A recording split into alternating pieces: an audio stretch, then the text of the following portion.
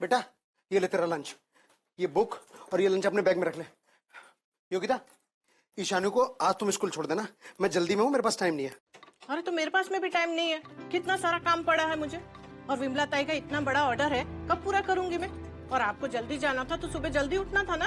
अरे भाई आज गलती हो गई, माफ कर दे, आगे से ध्यान रखूंगा। अच्छा ठीक है, अभी मैं उसको स्कूल छोड़ देती हूँ, लेकिन ऑफिस से आते टाइम आप उसको स्कूल से लेके आना। अब जो है ना, मैं वर्कर नहीं रहा हूँ, सुपरवाइजर हो गया हूँ, जिम्मेदारी के साथ साथ सैलरी भी बढ़ गई है। अब तू इतना काम लेना छोड़ दे और अपनी सेहत का ध्यान रख, ईशानी के लिए टाइम निकाल। अरे सब कुछ ईशानी के लिए तो कर रही हूँ, अगले साल उसको अच्छे स्कूल में डालेंगे। 2 दिन की जिंदगी है, पल में गुजर जाएगी, कुछ टाइम मेरे लिए भी निकाल लिया कर। इतना सब करते हो ना, फिर भी आपको मेरी कोई कदर नहीं है। देखना, जब मैं नहीं रहूंगी ना तब आपको पता चलेगा। पागल हो गई है क्या? सुबह सुबह कैसी बात कर रही है? शुरुआत किसने की थी? ठीक है बाबा, गलती हो गई, माफ कर दे। तेरे से बहस करूंगा ना तो और लेट हो जाऊंगा, तू इसको छोड़ देना, मैं ले आऊंगा। अच्छा ठीक है। अरे बेटा टीवी बंद कर और जल्दी से जूते पहन, स्कूल को देर हो रही है। पूरा एपिसोड देखिए ZEE5 पर।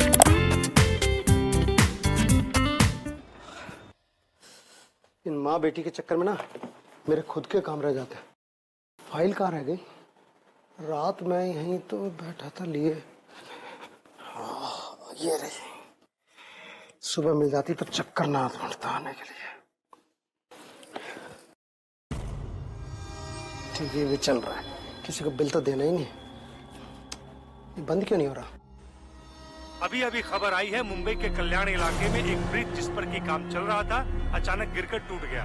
ये तो यही वाला फ्लाईओवर है। घायल हुए हैं और एक महिला की ऑन द स्पॉट मृत्यु हो गई। बताया जा रहा है कि उस महिला का नाम योगिता सुर्वे है और वो उसी इलाके की रहने वाली थी। मैं इस वक्त कल्याण के रविपाड़ा में खड़ी हूँ। जैसे कि आप लोग पीछे देख सकते हैं, ये ब्रिज काफी पुराना है, लगभग 70 साल पुराना। इसकी हालत तो काफी खस्ता हो चली थी। इसके रिपेयर वर्क का काम भी चल रहा था और काफी हिस्सा तो रिपेयर तक हो चुका था। महेंद्र वो उसके नीचे आके दब गई यार। नहीं ऐसा नहीं होता।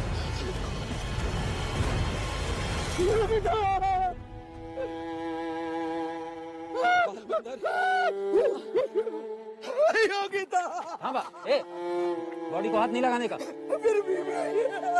बॉडी जांच के लिए जाएगी, उसके बाद गोखले हॉस्पिटल से कलेक्ट करने का। हाँ? इतना सब करते हो ना, फिर भी आपको मेरी कोई कदर नहीं है। देखना, जब मैं नहीं रहूंगी ना तब आपको पता चलेगा। पागल हो गई है क्या? सुबह सुबह कैसी बात कर रही है? ले जाओ। तो सवाल ये पैदा होता है कि अगर इसके रिपेयर का काम हो चुका था, उसके बावजूद ये हिस्सा गिरा तो गिरा कैसे, और इसकी जिम्मेदारी उठाएगा कौन? प्रशासन या ठेकेदार? इस मलबे के ढेर में एक महिला की मृत्यु हो गई है और अन्य 5 लोग गंभीर रूप से घायल है। मृतक महिला की पहचान कर ली गई है और उसका नाम योगिता सुर्वे बताया जाता है, जो पास ही की कृष्णाचाली की रहने वाली है। मैं आपको बता दूं कि इस ब्रिज के रिपेयर का काम यहाँ के एमएलए रमाकांत देशमुख के एमएलए फंड से किया जा रहा था और देखने से साफ जाहिर होता है कि पैसों को बचाने के लिए काफी सस्ता माल इस्तेमाल किया गया है। इसके पीछे कोई बहुत बड़ा स्कैम नजर आता है। इसका जवाब तो रमाकांत देशमुख ही दे सकते हैं।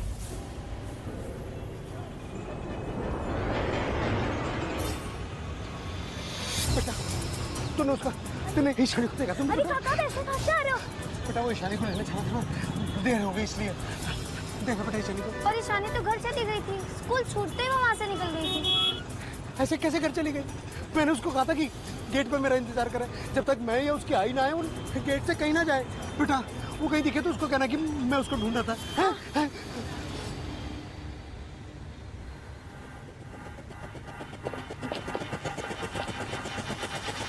ईशानी, ईशानी, ईशानी, बेटा तू कहाँ चली गई थी?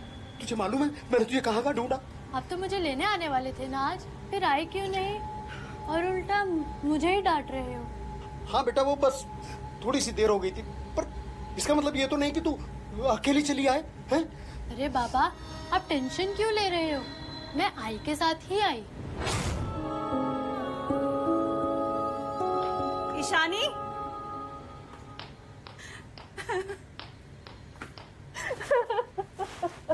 ईशानी,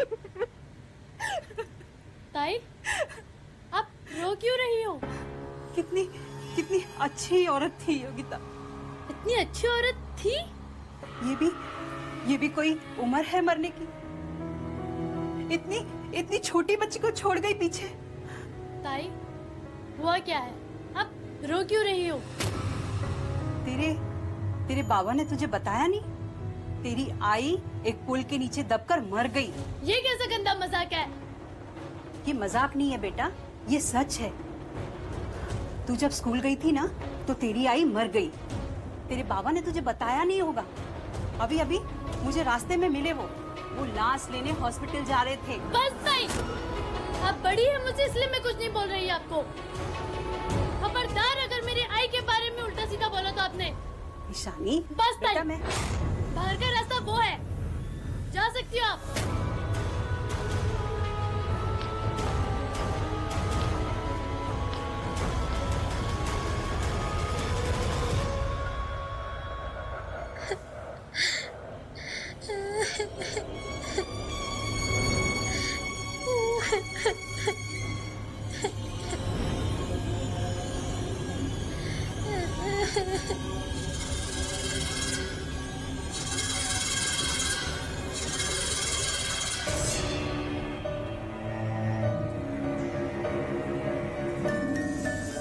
आई,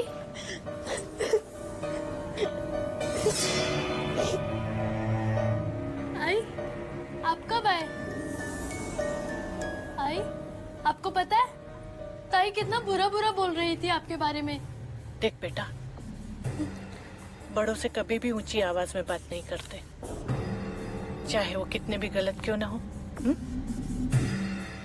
पल तो मैं यही भूल गई थी। ठीक है आई, सॉरी, अब से ऐसा नहीं करूंगी। ये किससे बात कर रही है?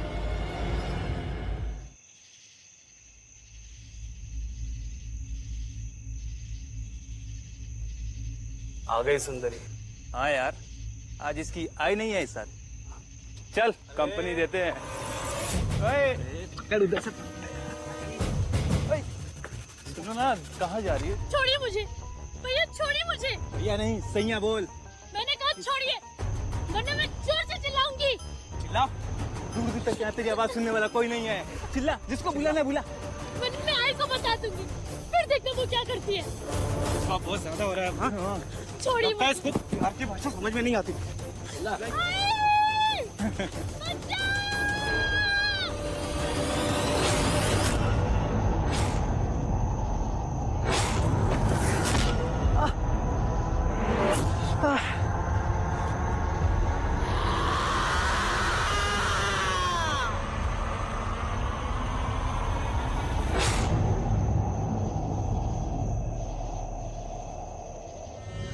नहीं चाचा जी, योगिता की आत्मा को तभी मुक्ति मिलेगी जब उसके गुनहगारों को सजा मिल जाएगी।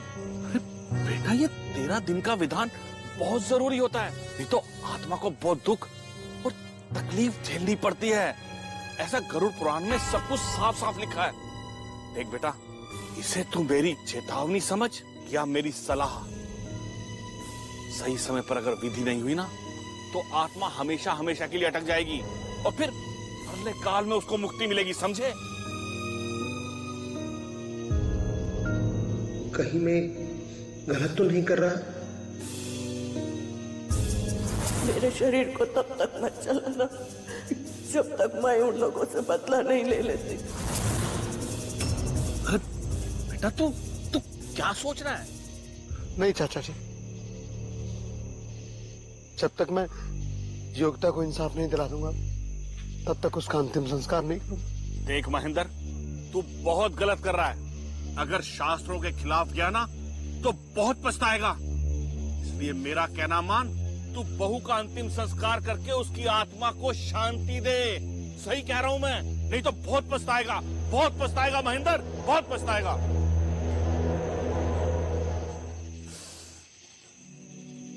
योगिता,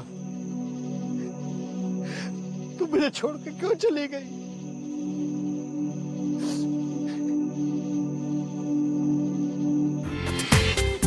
पूरा एपिसोड देखिए ZEE5 पर।